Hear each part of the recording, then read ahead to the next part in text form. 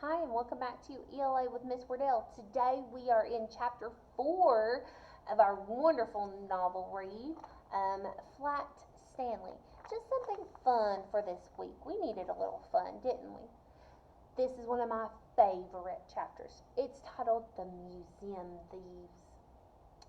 Mr. and Mrs. O. J. Dart lived in the apartment above the lamb chops. Mr. Dart was an important man, the director of the famous Museum of Art downtown in the city. Stanley Lambchop had noticed in the elevator that Mr. Dart, who was ordinarily a cheerful man, had become quite gloomy. You can kind of see that by the way his face is, can't you? But he had no idea what the reason was. And then at breakfast one morning, he heard Mr. and Mrs. Lambchop talking about Mr. Dart. "I see," said Mr. Lambchop, reading the paper over his coffee, "that still another painting had been stolen from the famous museum.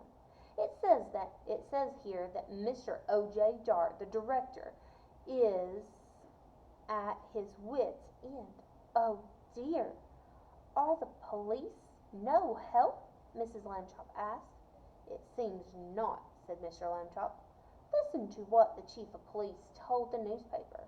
We suspect a gang of sneak thieves.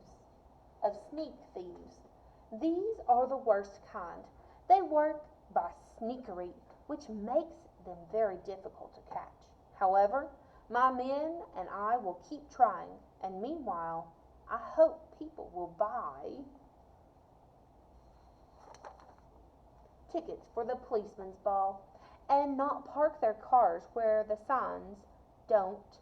The next morning, Stanley Lambchop heard Mr. Dart talking to his wife in the elevator. "These sneak thieves work at night," Mr. Dart said.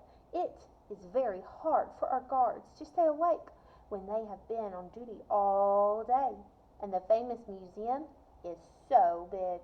We cannot guard every picture at the same time.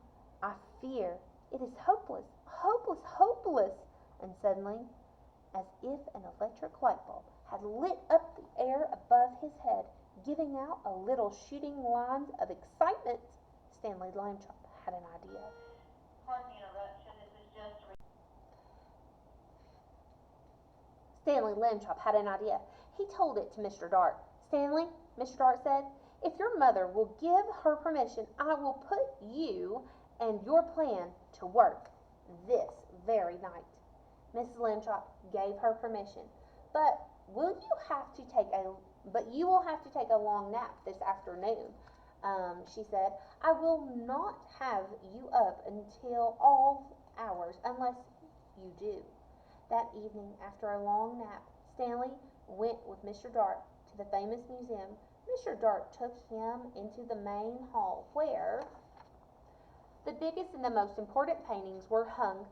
He pointed to a huge painting that showed a bearded man wearing a floppy velvet hat, playing a violin for a lady who lay on a couch. There was a half-man, half-horse person standing behind them, and 3 fat children with wings. Their wings were flying around above. That, Mr. Dart explained, was the most expensive painting in the world. There was an empty picture frame on the opposite wall. We shall hear more about that later. Mr. Dart took Stanley into his office and said, "It is time for you to put on your disguise." "I already thought of that," Stanley Lambchop said. "I brought one. My cowboy suit. It was a red bandana that I could tie over my face. Nobody will recognize me in a million years." "No," said Mr. Dart. "You will have to wear the disguise I have chosen." And from a closet he took a white dress with a blue sash, a pair of shiny pointed shoes, a wide straw hat, and a blue band that matched the sash, and a wig and a stick. The wig was made of blonde hair, long and done in ringlets. The stick was curved at the top, and it too had a blue ribbon on it. in this shepherd dress disguise. Hang on one second. Sorry, guys. I'm back. Okay. In this shepherdess disguise, Mr. Dark said, "You will look like a painting that belongs in the main hall. We do not have cowboy pictures in the main hall." Stanley was so disgusted he could hardly speak. "I will look like a girl. That's what he looked so upset. "Will look like," he said. "I wish I had never had this idea." But he was a good sport. And so he put on the disguise.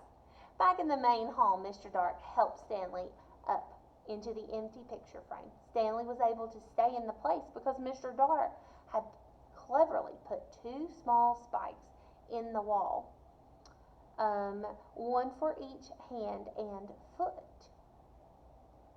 The frame was a perfect fit against the wall. Stanley looked just like a picture, except for one thing, Mr. Dark said. Shepherdess are supposed to look happy. They smile at their sheep and at the sky. You look fierce, not happy, Stanley." Stanley tried hard to get a faraway look in his eyes, and even to smile a little bit. Oh man, he does not really look happy, does he? Mr. Dark stood back a few feet and stared at him for a moment. "Well," he said, "it may not be art, but I know what I like." He went off to make sure that certain parts of Stanley's plan were taken care of, and Stanley was left alone. It was very dark in the main hall. A little bit of moonlight came through the windows, and Stanley could just make out the words "most expensive painting" on the opposite wall. He felt as though the bearded man in the violin and the lady on the couch and the half-horse person in the winged children were all waiting, as he was, for something to happen. Time passed, and he got tireder and tireder. Anyone would be tired this late at night, especially if he had to stand in a picture frame balancing on little spikes. "Maybe they won't come," Stanley thought. "Maybe the sneak thieves won't come at all." The moon went behind the cloud, and then the main hall was pitch dark. It seemed to get quieter, too, with the darkness. There was absolutely no sound at all, and Stanley felt the hair on the back of his neck prickle beneath the golden curls of the wig. Creak! The creaking sound came from right out in the middle of the main hall, and even as he heard it, Stanley saw in the same place a tiny yellow glow of light. The creaking came again, and the glow got bigger. A trap door had opened in the floor, and 2 men came up through it into the hall. Stanley understood everything all at once. These must be the sneak thieves. They had a secret trap door entrance into the museum from the inside or from the outside. That was why they had never been caught. And now, tonight, they were back to steal the most expensive painting in the world. He held very still in his picture frame and listened to the sneak thieves. "This is it, Max," said the first one. "This is where the art robbers pull a sensational job whilst the civilization community sleeps." "Right, Luther," said the other man.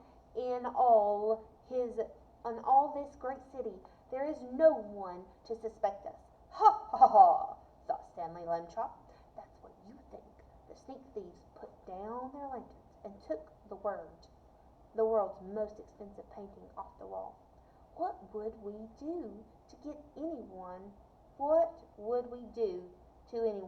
who tried to capture us, Max?" the first man asked. We would kill him. What else? His friend replied.